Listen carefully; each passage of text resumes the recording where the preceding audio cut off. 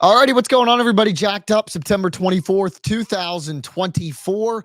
Football season starting to get more so into the swing of things. 3 weeks down in the National Football League calendar in 2024. The Pittsburgh Steelers, one of 5 squads in the league that remain 3-0. A 20-10 win over former Michigan head coach Jim Harbaugh and the LA Chargers on Sunday. And you look at it and you say, okay, 20-10. A convincing enough win for the Steelers, typical Steelers win. I mean, you look at 20 points, Chris Boswell kicking field goals, only 2 touchdowns scored, yes, but you dive deeper into the matchup and you see a more decisive, you see a more clear-cut victory for the Pittsburgh Steelers. You look at it, it could have been a 30-point performance. Chris Boswell, a field goal attempt at the end of the first half. It was 62 yards. He had the leg for it. He just missed it wide right. And Najee Harris decided not to score at the end of the game. They get down to the 1-yard line and kneel the ball out. So that was a situation where Harris could have scored, did not. So it being more than just a 10-point difference in scoring and a 20-point offensive performance for the Steelers, it was the best from coming from a fan's perspective, and I was there covering the game. It was the best that I had felt about a Steelers victory in a really long time. And a lot of that has to do with the quarterback. We're going to get into that as we dive in on the latest episode of Jacked Up. We're going to get into the AFC North as a whole. The Cincinnati Bengals, they fall to 0-3. Only like 4.5% of teams in history have made the playoffs after an 0-3 start. We'll talk about the Bengals a little bit. The Browns 1-2. Is it time to hit the panic button on either of those teams? Baltimore also 1-2. So the Steelers a 2-game lead over the next best teams in the AFC North to start a very young 2024 NFL season. And a quick look ahead to the college landscape this weekend as well. The Pitt Panthers 4-0 for the first time in over 20 years. 4-0 in non-conference play for the first time ever. Pittsburgh football right now is 7-0. Pitt 4-0, the Steelers 3-0. A lot of good football being played on the North Shore of Pittsburgh. We'll talk a little bit about that as Jacked Up rolls along. As always, be sure to like, comment, and subscribe. Follow me on Twitter at JackWTOV9. If you watch this, if you listen to this, and you want to get your opinion out there, leave a comment. I'll look at them right here on the WTOV9 YouTube channel, or shoot me a direct message on Facebook or on X as well to voice your opinion. Sound off. We can have a discussion. All right. As I said, I felt really good about this Steelers win because of the quarterback play. And if you would have told me that at the beginning of the season, I would have been like, yeah, Russell Wilson's better be playing pretty darn good then. I looked at this Steelers season with the lens and through the lens of and with the thought that Justin Fields would be holding the clipboard. This is a notepad, but you get my drift. Be holding the clipboard all season. Be backing up Russell Wilson.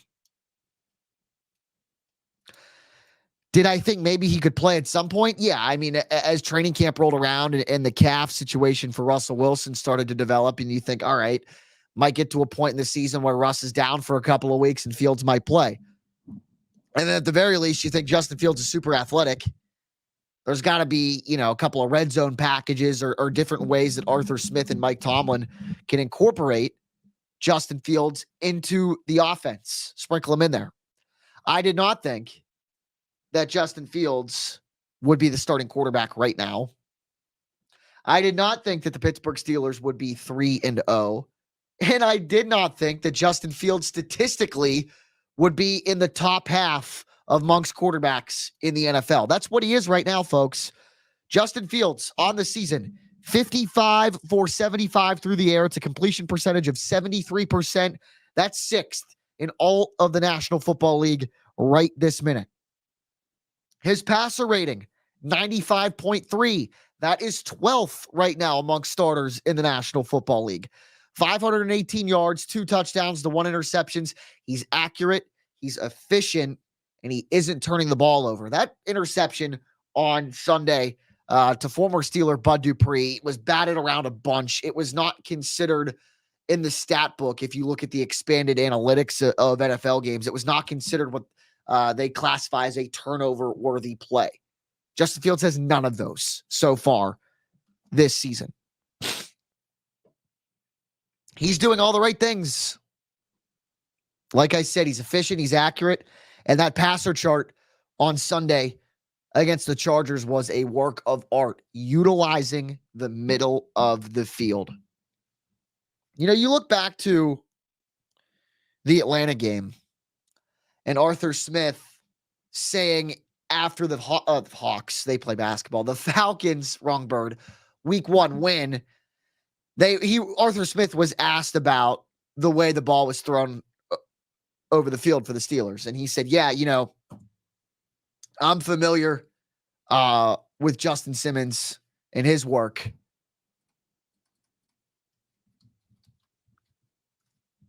Not Justin Simmons. Yeah, Justin Simmons. I was either him or Jesse Bates. I get those two mixed up. But he was familiar with his work as a safety and wanted to keep the ball away from the middle of the field. And you think to yourself, oh, man, that an excuse? Because that's what Steelers fans were used to, was the ball not being thrown in the middle of the field and in between the hashes, between the numbers, ignored in the passing game. You think, all right, you know, it could be just a fancy way to explain that to the media, but it looked like the truth because the middle of the field was diced up on Sunday by Justin Fields, Pat Freiermuth, a good game, George Pickens, a good game on the outside as well. Scotty Miller into the passing stat sheet as well. He had a big gain that set up the first touchdown for the Steelers, Justin Fields. And then, of course, over the middle to Calvin Austin, who turned on the Jets for a 55-yard touchdown.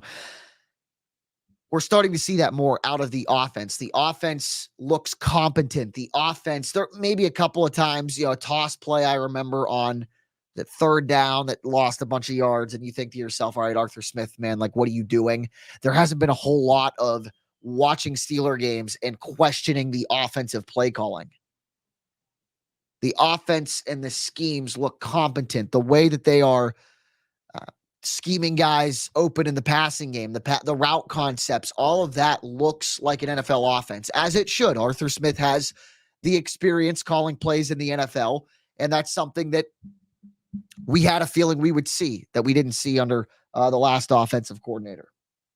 So the offense is doing what it needs to do to get ball games won, and the defense is the best in the league. Steelers defense is terrifying. You know, if I'm a coach, a head coach, or an offensive assistant on a team getting ready to play the Steelers, I am scared, you know whatless, trying to play this Steelers defense. The pass rush speaks for itself. TJ Watt, Alex Highsmith, who unfortunately it looks like will be sidelined for a couple weeks with a groin injury that he seems to have re-aggravated. But Nick Herbig, man, 2 sacks on Sunday against the Chargers. He looked like a starting edge rusher in this league, and it sucks for Highsmith. I really like Alex Highsmith, not just as a compliment to TJ Watt on the left side of the pass rush, but as a pass rusher, period. I think he's one of the best in the league at it.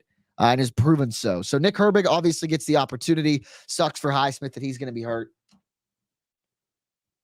But that's been solid. I think Cam Hayward has had a good start to the season after injury. Keanu Benton looks as advertised in year 2. That defensive line and into that front 7 with Landon Roberts and Patrick Queen in the middle looks like we thought it would, and maybe even exceeded a little bit of expectations. The thing that is really catching me by surprise is how good this Steelers secondary is right now. I think that was a little bit of concern, especially at corner with the uncertainty of Dante Jackson, who I think has played great opposite of Joey Porter Jr.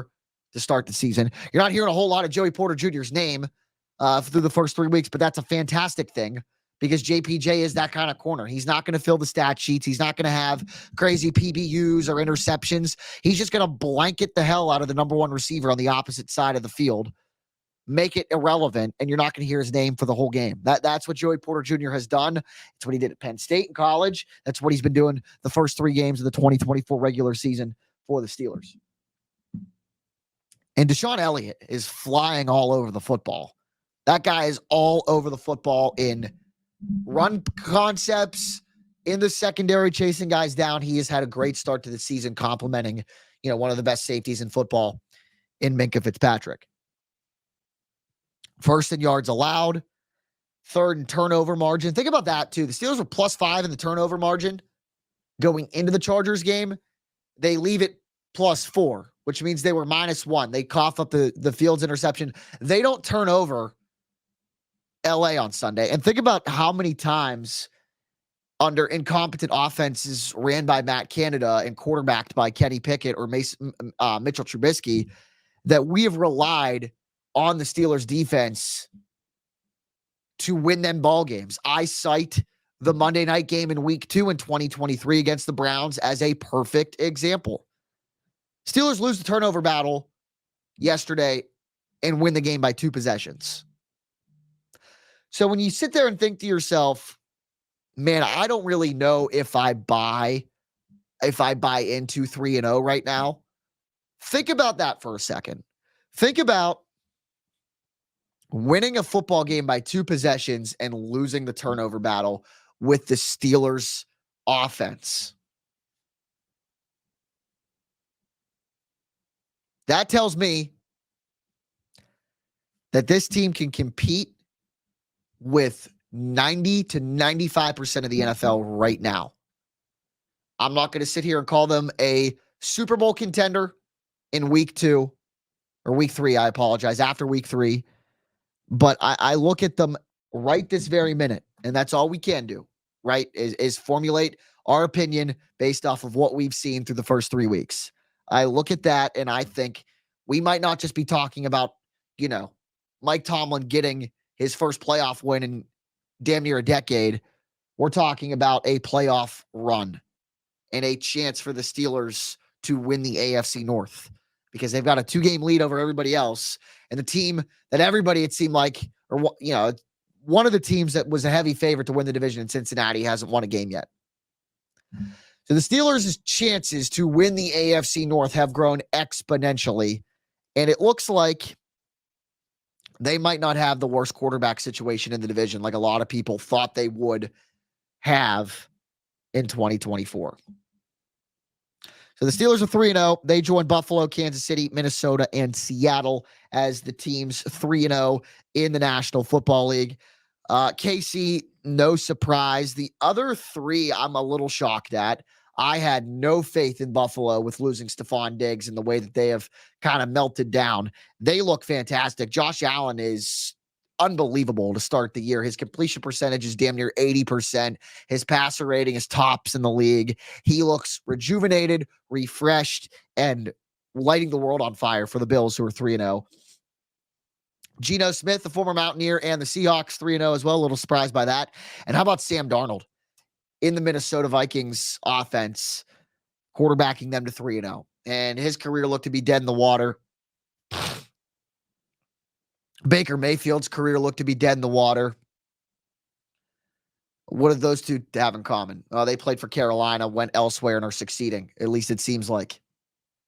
Carolina, dumpster fire. Feel bad for former number 1 pick Bryce Young, and that's a conversation for another day, how horrible they are. So, again, Steelers, Bills, Chiefs, Seahawks, Vikings, 3-0 to start the 2024 season. Couple of teams 0-3. One of them, the Cincinnati Bengals, the Cleveland Browns, 1-2. We'll talk about those teams. We'll talk a little bit more about them. Is it time to hit the panic button yet? If you're a Browns fan or a Bengals fan, we'll dive into that a little bit and look ahead to this Saturday in college football action. Right after this Trinity timeout, you're watching Jacked Up. The future looks good.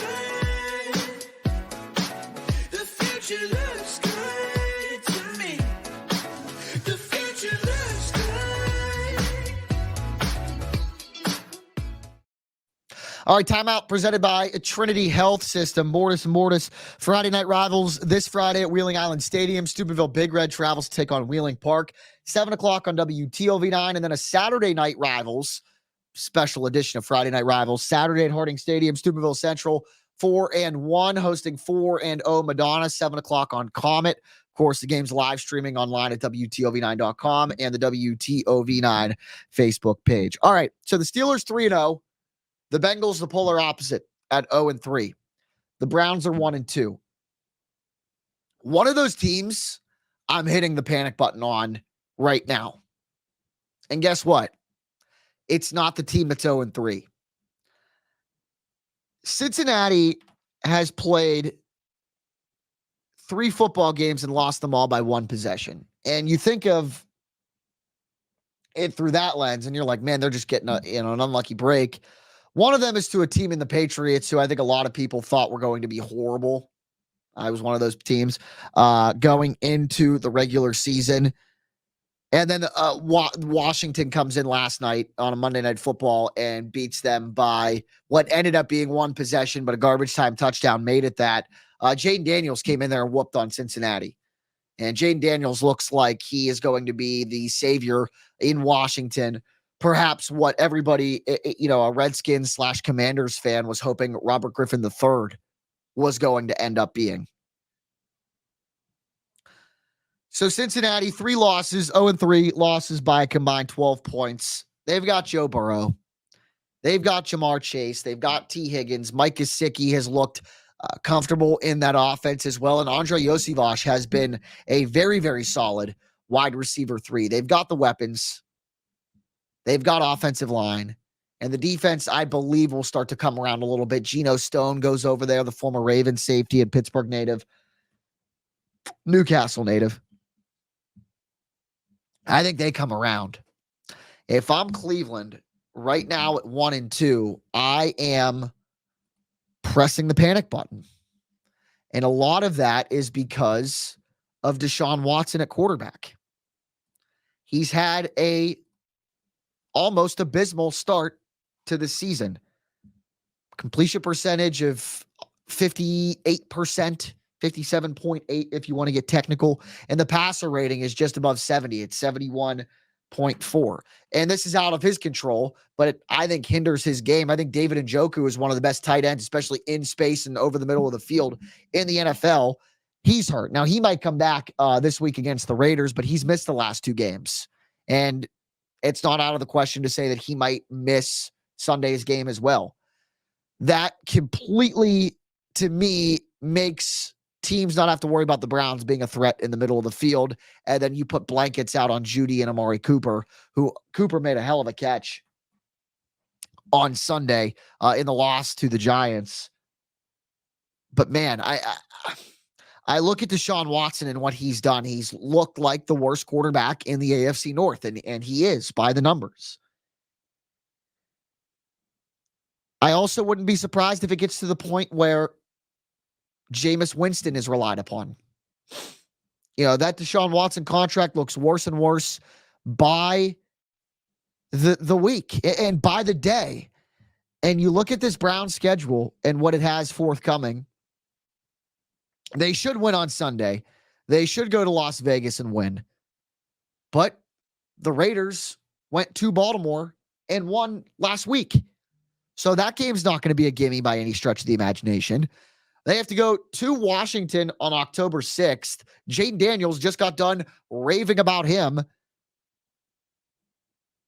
That's a game on the road the Browns have to play in 2 weeks. Not a gimme. And then you go at Philly and then home for 2 straight divisional games against Cincinnati and Baltimore. And then you got the Chargers at home week 9. That is the next 6 games for Cleveland, and they could drop all 6 of those games and could be staring at 1-8 right in the face. Now, I don't think that's going to happen. I don't think the Browns offense and the Browns roster as a whole is too talented for that to take place.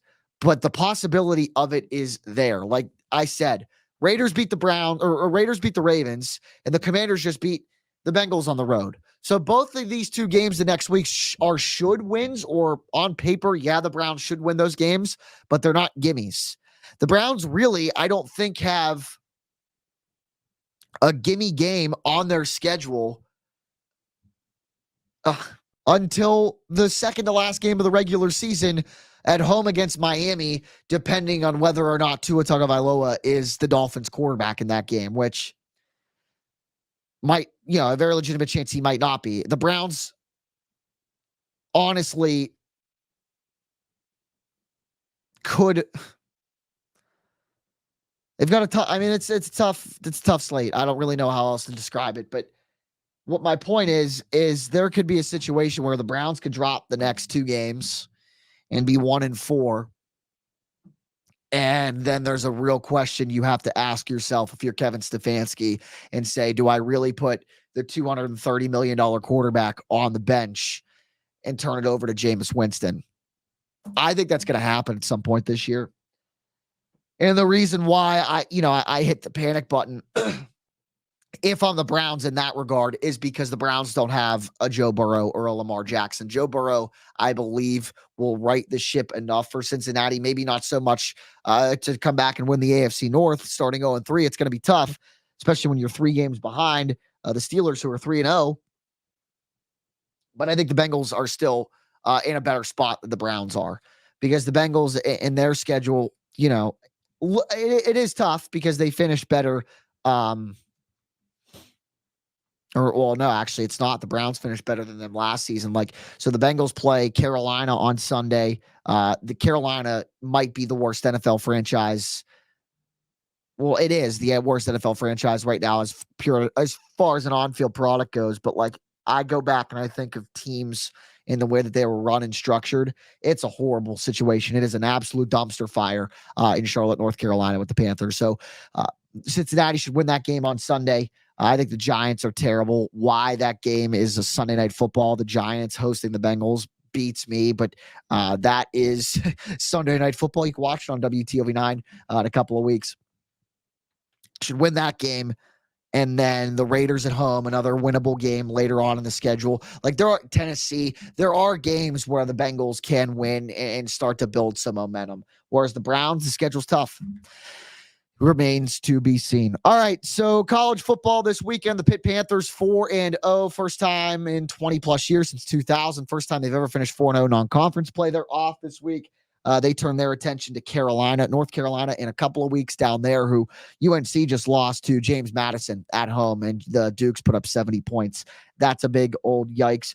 Don't see the Buckeyes, third-ranked team in the nation, struggling with Michigan State on Saturday, first Big Ten game for Ryan Day and the boys. And then West Virginia, tough game at Oklahoma State on Saturday at 4:00. Not sure I see the Mountaineers coming out on top in that one, but hey, this could be a type of game that kind of turns the tide for Neil Brown and the Mountaineers. You can pick up a big, tough road win, and all of a sudden, you might feel less bad about starting the season 1-2 and losing to Penn State and Pitt, because you flip the script and you say, okay, now we're 3-2 and 2-0 in Big 12 play. So a big game on Saturday for Neil Brown and the Mountaineers, 4:00 against the Cowboys of Oklahoma State. Just about does it. Jacked up, September 24th, 2024. We'll bring a guest on next week. We'll talk a little bit more about the college landscape and the National Football League, as football season is here. And the Major League Baseball regular season should be just about wrapped up by this time next week as well. We'll look at the Cleveland Guardians and perhaps their landscape in the playoffs as they try for a World Series run. It's jacked up. Be sure to like, comment, and subscribe right here on the WTOV9 YouTube channel. Till next time, I'm Jack Hillgrove saying good night and so long. Thanks for watching.